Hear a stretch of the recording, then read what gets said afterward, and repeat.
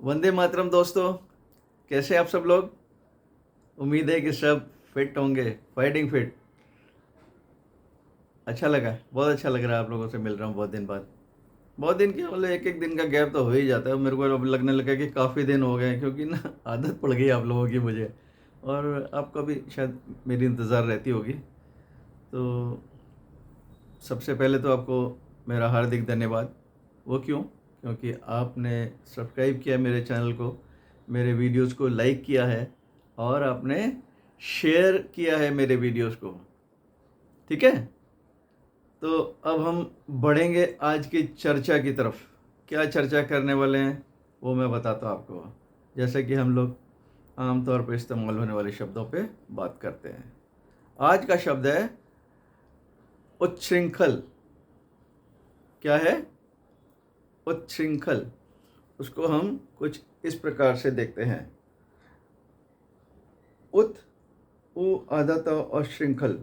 लेकिन जब ये व्यंजनों की संधि हो जाती है ना, तो उसमें त और क्ष मिला करके छ की आवाज आती है। उच्छृंखल। दिख रहा है ना? आ रहा समझ में? हाँ, तो ये है उच्छृंखल। जबकि लिखते हैं उत्श्रृंखल। उस संधि होने के बाद च और छ की मात्रा बन जाती व्यंजन की वजह से। इसका क्या मतलब है? इसका मतलब है कि जो क्रम में ना हो, डिसऑर्डरली, अनरोल्ड, लिसेंशियस। ठीक है ना? शुरू में तो यही था। जो किसी रुकावट को ना मानता हो, जो किसी अंकुश को ना मानता हो, उनके लिए यह यूज़ होता था। बाद में ये जो धृष्टतापूर्वक व्यवहार करते थे, किसी के साथ रूड व्यवहार करते थे, उनके लिए भी यूज़ होने लगा कि बड़े उच्छृंखल व्यवहार करते हैं ये। वो तो बड़ी उच्छृंखल प्रवृत्ति की महिला है, तो इस तरह से यूज़ होने लगा। इतनी सी बात नहीं है। ये शब्द आया कहाँ से? मेन तो मुद्दा वही रहता हमारा। छोटा बच्चा, उसको कहीं जाने की जिद है, मानेगा नहीं, जाने नहीं देंगे, तो उन्होंने दरवाजे पे क्या लगा दी? कुंडी लगा दी। और पहले हमारे जैसे आजकल बोल्ट होते हैं, ऐसे बोल्ट वोल्ट तो कम होते थे। चेन होती थी लोहे की या किसी भी मेटल की। वो चेन को बोलते थे श्रृंखला। आज भी बोलते हैं। श्रृंखला से बन गया साखल, शाकल, शंकल। ये भी सभी जगह अलग अलग, जैसे हमारे इलाके होते हैं वैसी बोली के हिसाब से उनका उच्चारण होता है, प्रोनाउंसिएशन होता है। तो श्रृंखला शब्द जब इसमें जुड़ गया ना उत में, तो वो चेन से रिलेटेड हो गया। उस दरवाजे में आपने देखा कि पुराने ज़माने में ऊपर चेन लगा देते थे और उस पर लॉक कर देते थे। लॉक ना भी करें तो वो इतनी बोल्ड होती थी कि वो दरवाजे का वजन ले लेती थी। हम धक्का भी लगाएं तो खुलती नहीं थी। तो माँ ने दरवाज़ा कर दिया बंद कि बच्चे को बाहर नहीं जाना है। जिद कर रहा था ना। बच्चा भी इतनी आसानी से मानने वाला नहीं था। उसने जोर लगाया इधर उधर कहीं से ऊंचा हो करके, और उसने ऊपर चेन तक, श्रृंखला तक या शाखल तक पहुंचने की कोशिश करी। और उसके प्रयास था कि मैं कुंडी को खोल लूं, दरवाज़ा खोल के बाहर निकल जाऊं। तो उत श्रृंखल, ऊपर उठ करके उसने श्रृंखला तक पहुंचने का प्रयास किया। उच्छृंखल शब्द वहां से बन गया कि बहुत उच्छृंखल है भाई, ये हमारे काबू में नहीं आता। इस पर अंकुश लगाओ तो लगता नहीं। तो पहले तो बच्चों के लिए यूज होता था, फिर धीरे धीरे जो दृश्यतापूर्वक व्यवहार करते थे, रूड व्यवहार करते थे, उनके लिए ये यूज़ होने लग गया। तो मुझे उम्मीद है कि आपको पसंद आया होगा। और ये मैंने पहले ही बता दिया कि व्यंजनों की जब संधि होती है तो उसका उच्चारण बदल जाता है। तो छ की आवाज़ आती है श की जगह। ठीक। एक और शब्द हम ले लेते हैं, अभी टाइम हमारे पास है। वो शब्द है उच्छ्वास। उच्छ्वास क्या है? ये है ऊंची छोड़े जाने वाली सांस, या आह भरना, या साह इंग्लिश में बोलते हैं। He didn't reply, he just took a sigh. उन्होंने एक सांस भरी, लंबी आह भरी, और मेरी बात का जवाब नहीं दिया। ये आह आदमी कब भरता है? जब किसी चीज़ से परेशान होता है, जब उसको कोई दुख होता है या तरसता है किसी चीज़ के लिए, हाँ भर भर के ज़िंदगी निकाल दी, ऐसा आपने सुना है। तो ये हो गया उच्छ्वास। इसमें भी ऐसा ही है।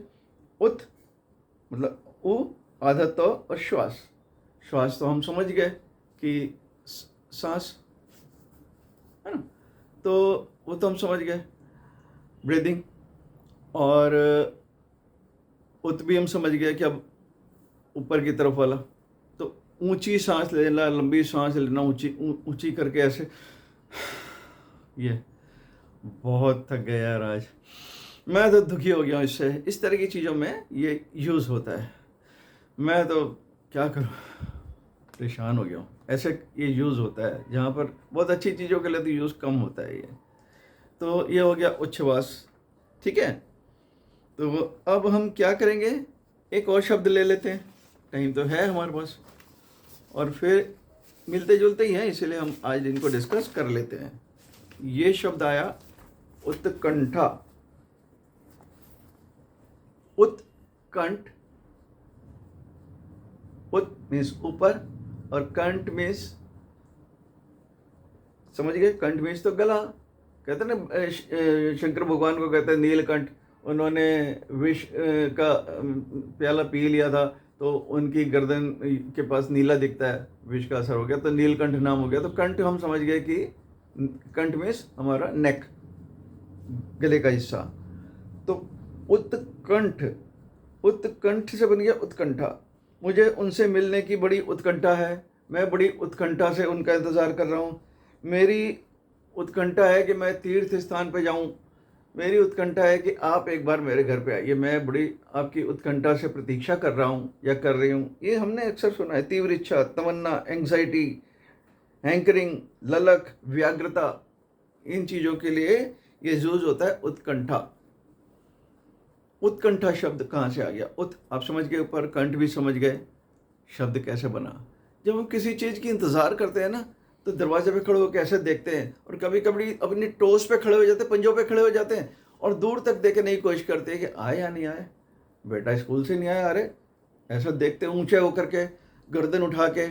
नेवले को देखा आपने कभी, अपने बिल से बाहर निकलता है, अपने होल से बाहर निकलता है, तो पहले ऊंचा होकर के दो पैरों पर खड़ा इधर उधर देखता है, फिर देखता है कोई खतरा नहीं है तो आगे जाता है। अगर उसको कोई मुसीबत दिखती है, कुछ दिखता है कि खतरा भांप लिया, फिर अंदर चला जाता बिल में।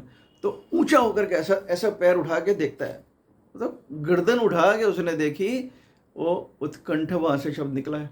कभी हम मेले में जाते हैं, भीड़ में जाते हैं, कहीं कोई मदारी का तमाशा आप देख रहे हो, अगर भीड़ भाड़ में या कुछ एक्सीडेंट हो गया, सब देख रहे हैं, अरे किसका है भाई, कोई कौन आदमी है, जरा इसको बचा लें, तो भीड़ में ऐसा ऊंची गर्दन करके अंदर देखने की कोशिश करते हैं। उत्कंठा, उत्कंठ, गर्दन ऊंची करके हमने देखने की कोशिश करी।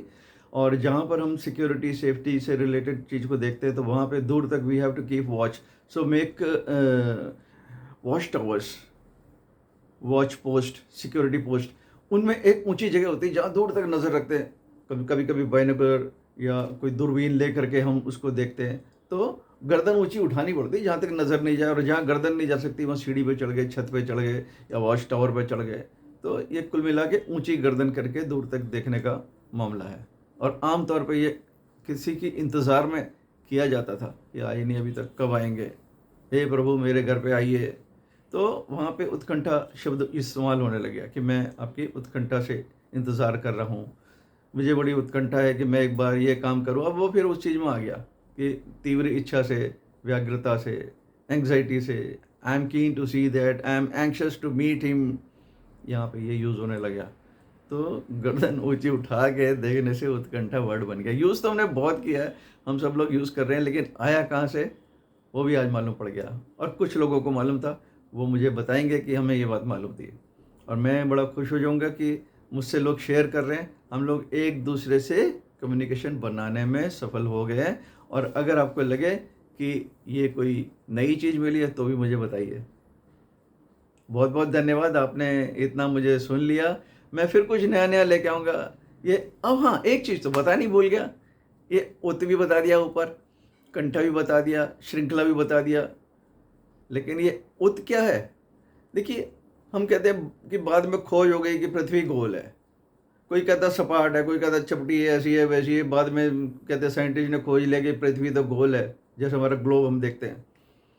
लेकिन हमारे वैदिक शास्त्रों में, पुराने सनातन धर्म में, हर चीज़ में पहले से मालूम था कि धरती गोल है।